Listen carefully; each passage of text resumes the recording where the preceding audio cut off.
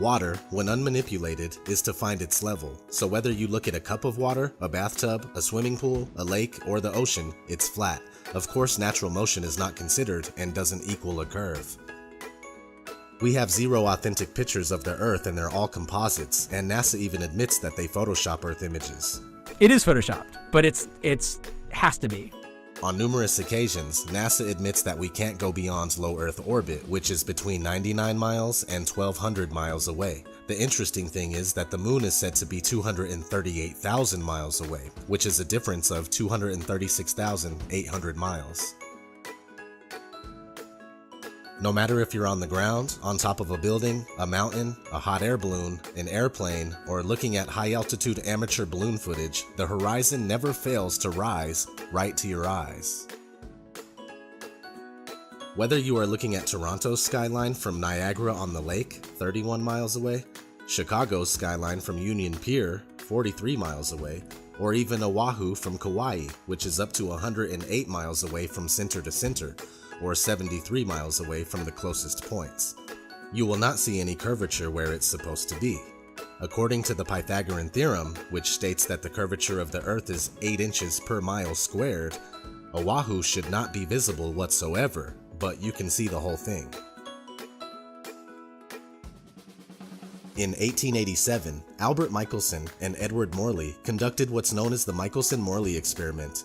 This experiment was attempting to prove the speculated motion of the Earth around the Sun, and when it failed, Albert Einstein was forced to form the theory of relativity to overcome this problem.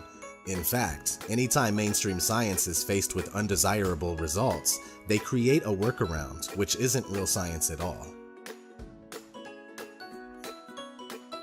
The Sun is claimed to be 93 million miles away, with a radius of over 400,000 miles, but can easily be proven to be much closer and smaller by tracing the crepuscular rays back to its origin in the sky.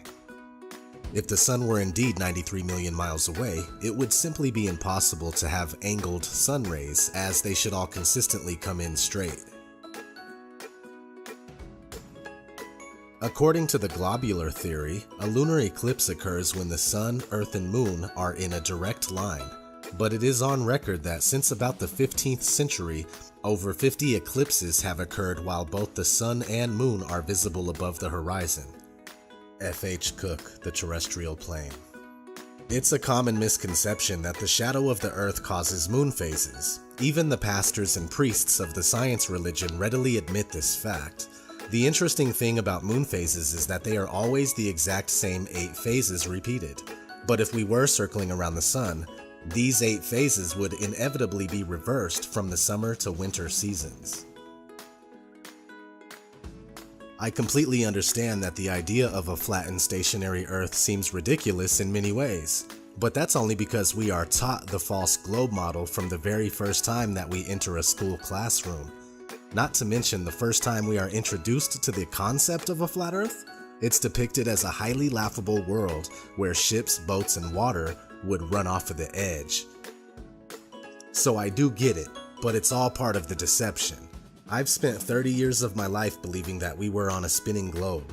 It wasn't until I unbiasedly and scientifically investigated the flat Earth claims that I started to realize that there is more to this theory than I originally gave it credit for. Now, after almost 2 years of research, I'm certain that the Earth is flat. We are told that the Earth spins at 1,040 miles per hour, while the Earth travels around the Sun at 66,000 miles per hour. Meanwhile, the whole solar system is going inside the Milky Way galaxy at a speed of 490,000 miles per hour. And finally, the entire Milky Way galaxy is darting through infinite space at over 1 million miles per hour. Most people believe this. And yet every experiment ever conducted to prove even the simple spin of the Earth has failed. The same thing goes for curvature. It's never been proven, and the only time we see it is in movies, NASA CGI, or when we're looking through a distorted fisheye lens. With all that said, please continue to research critically and don't be afraid to ask reasonable questions and speak out.